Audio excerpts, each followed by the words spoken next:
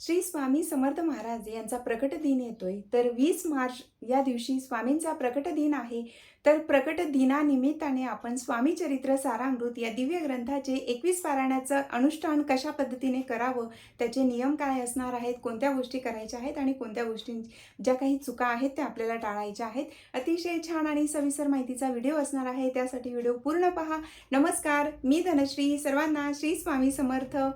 तर स्वामींचा जेव्हा प्रकट दिन असेल किंवा गुरुपौर्णिमा असेल, दत्त जयंती असेल, स्वामींची पुण्यतिथी असेल, तर असा हा अतिशय पवित्र असा हा पर्व असतो की ज्याची आपण आतुरतेने वाट पाहत असतो. तर ह्या निमित्ताने स्वामींच्या प्रकट दिनानिमित्ताने आपल्याला 21 पारायणांचं अनुष्ठान करायची ही सुवर्ण संधी प्राप्त होते. तर या संधीचं सोनं आपण करायलाच हवं.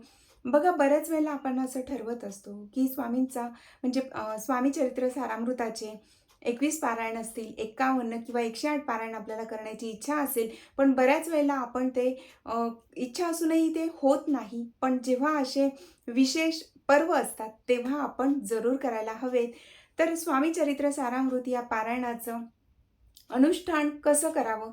21 दिवसात 21 पारायण आपल्याला करायचे आहेत. जर तुम्ही समजा 28 फेब्रुवारीला सुरुवात केली, तर 20 मार्चपर्यंत तुमचे 21 पारायण अगदी व्यवस्थित पूर्ण होतील. पण सर्वांचेच पूर्ण होतील का? नाही. का? कारण महिला असतील, तर त्यांना काही ना काही कारणास्तव अडचणी येत असतात. मासिक धर्म असेल किंवा कुठे गावी जावं लागणार असेल किंवा जर समजा घरात लग्न वगैरे असेल, तर अशा वेळेला 28 तारखेला जर तुम्ही सुरुवात केली, तर 21 पारायण पूर्ण होणार नाहीत. म्हणून त्यासाठी जेव्हा तुम्ही हा व्हिडिओ पाहतायत, तर अगदी 28 फेब्रुवारीच्या अगोदर सुद्धा तुम्ही पारायणाला सुरुवात करू शकतात. तर स्वामींच्या प्रकट दिनाच्या अगोदर म्हणजे 28 फेब्रुवारीला सुरुवात करायला हवी असं नाही. या अगोदरही तुम्ही सुरुवात करू शकतात. म्हणजेच तुमचे 21 पारायण हे स्वामींच्या प्रकट दिनाच्या दिवशीच पूर्ण व्हायला हवेत किंवा आदल्या दिवशी पूर्ण व्हायला हवेत असं मुळीच नाही. तर हे तुम्ही अगदी स्वामींच्या प्रकट दिनाला 7-8 दिवस बाकी असतील, ते त्याच्या अगोदर पूर्ण झाले तरीही चालू शकतं. कारण आपला संकल्प म्हणजे आपली इच्छा ही असणार आहे, प्रयत्न हा करायचा आहे की प्रकट दिनानिमित्ताने 21 पारायण आपल्याकडून व्हायला हवीत. मग ती अगोदर झाली तरीही चालू शकतं. म्हणून ज्यांना मासिक धर्म असेल, तर त्यांनी त्यांच्या वेळेनुसार व्यवस्थित तुम्ही अगदी केव्हाही सुरुवात केली तरीही चालू शकतं. 28 फेब्रुवारीला सुरुवात करा किंवा त्याच्या अगोदर करा किंवा अगदी 5 मार्च असेल, 10 मार्च असेल तेव्हा सुरुवात केली तरीही चालू शकतं.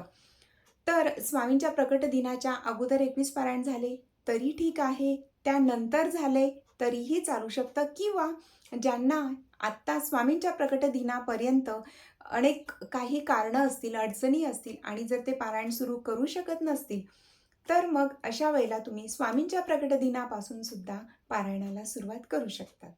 त्यानंतर अगदी लहानांपासून मोठ्यांपर्यंत प्रत्येकजण हे पारायण करू शकतं.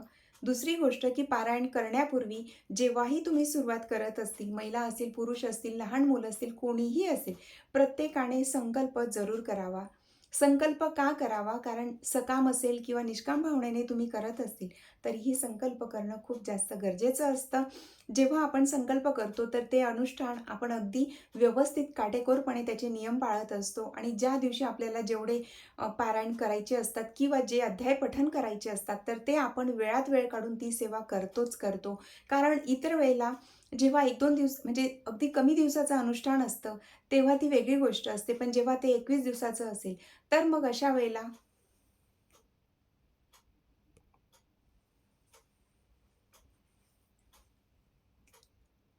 जेव्हा कमी दिवसाचं अनुष्ठान असतं, ती वेगळी गोष्ट असते. पण जेव्हा 21 दिवसाचं किंवा 51 दिवसांचं, 108 दिवसाचं जेव्हा आपण संकल्प करत असतो, तेव्हा काही कारणास्तव आपले काही अडी असतात किंवा कोणी पाहुणे आले किंवा अजून काही कारणं असतील, तर त्यामुळे ती सेवा त्या दिवशी नाही होत, असंही होत असतं. पण जर आपण संकल्प केला असेल, तर आपण वेळात वेळ काढून अगदी कुठे जाणं आपलं अचानक ठरलं, तरी आपण आल्यानंतर ते पठण करतो किंवा जाण्यापूर्वी आपण ते पारायण करून मग आपण जात असतो. म्हणूनच की संकल्प खूप जास्त गरजेचा असतो. संकल्पामध्ये एक शक्ती असते आणि त्यामुळे आपलं पारायण पूर्ण होत असतं.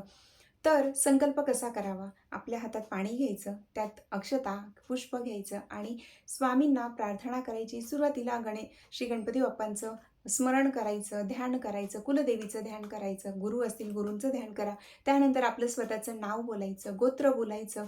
हे तुम्ही अनुष्ठान किती दिवसाचं करतायत, किती किती पारायण करणार आहात आणि हे कशासाठी करतायत, जी काही तुमची इच्छा असेल, ज्या काही इच्छा मनात ठेवून तुम्ही जर पारायण करत असतील, तेही तुम्ही बोलायचं आहे. आणि त्यानंतर स्वामींना प्रार्थना करा, की स्वामी, जरी संकल्प आपण स्वतः करत असलो, तरीसुद्धा करता करविता स्वामी आहेत.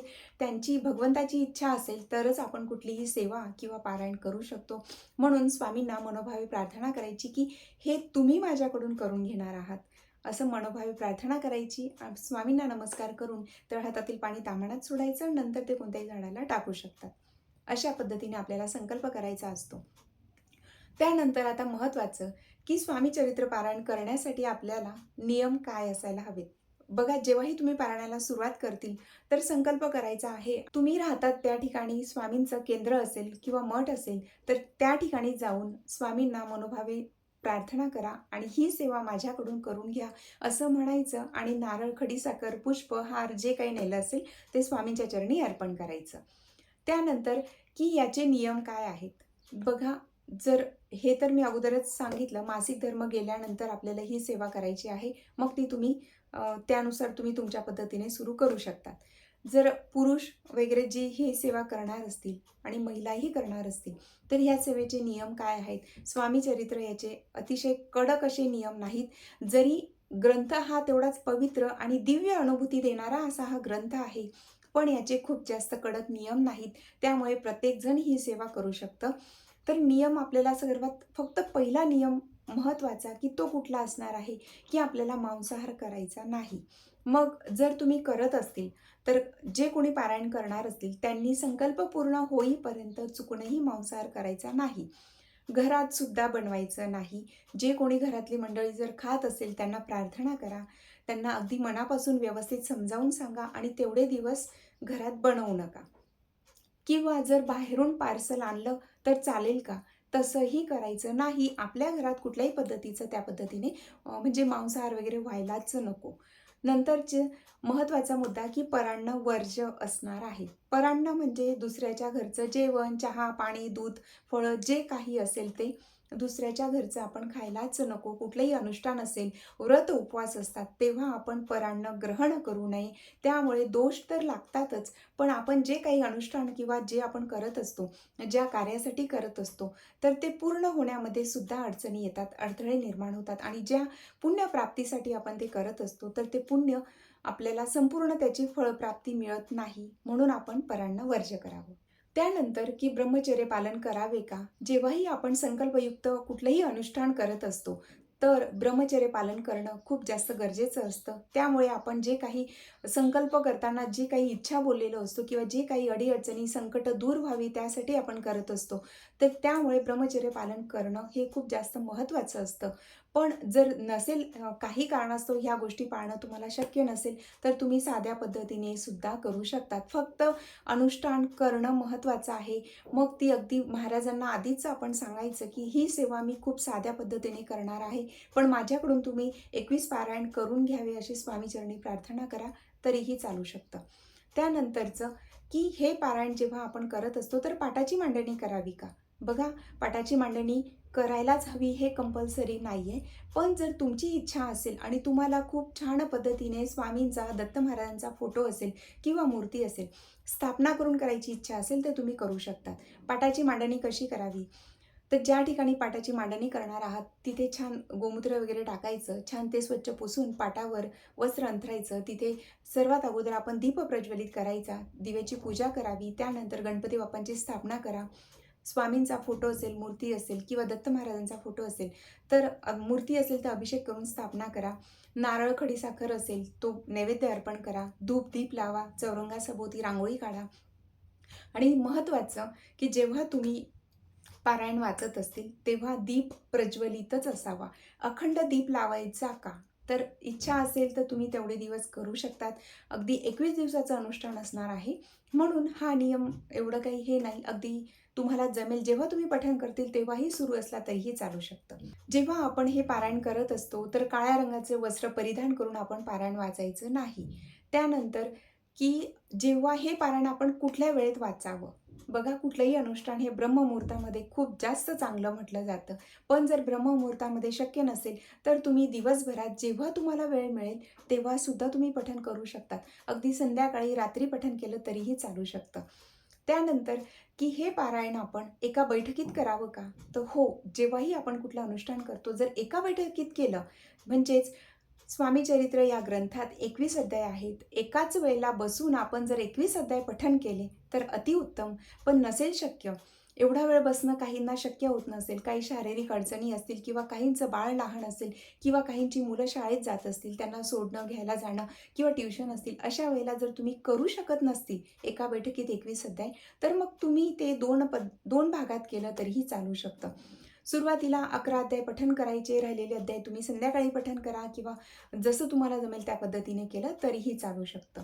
किंवा जे कोणी जॉब करणारे असतील, दिवसभर घरातलं आपलं जे काही काम आहे ते करून जर दिवसभर जॉब करत असतील आणि फक्त संध्याकाळी वेळ मिळत असेल, तर त्यांनी फक्त रात्री पठण केले 21 अध्याय तरी चालू शकतं. किंवा तुम्ही काही अध्याय सकाळी, दुपारी, संध्याकाळी अशा 3 याच्यात पठण केलं तरी सुद्धा चालू शकतं. म्हणजे 7, 7, 7 अशा पद्धतीनेही पठण करू शकतात. अगदी साध्या पद्धतीने फक्त आपला उद्देश एकच असावा, की दिवसभरात आपल्याकडून 21 अध्याय पठण व्हायला हवेत. असं केलं तरीही चालतं. यासाठी आपण उपवास करावा का? तर ज्यांची इच्छा असेल तर ते एक वेळ जेवण करूनही 21 दिवस उपवास करू शकतात. आणि उपवास करणं हे कंपल्सरी नाही. अगदी तुम्ही तुमच्या पद्धतीने फक्त जेव्हा आपण जे कुठलंही पारायण किंवा ग्रंथ वाचत असतो, तर जेवल्यानंतर लगेच आपण ते वाचायला नको. कमीत कमी 1 तासाचा अवधी आपण जाऊ द्यायचा आणि त्यानंतर तुम्ही पठण करू शकतात.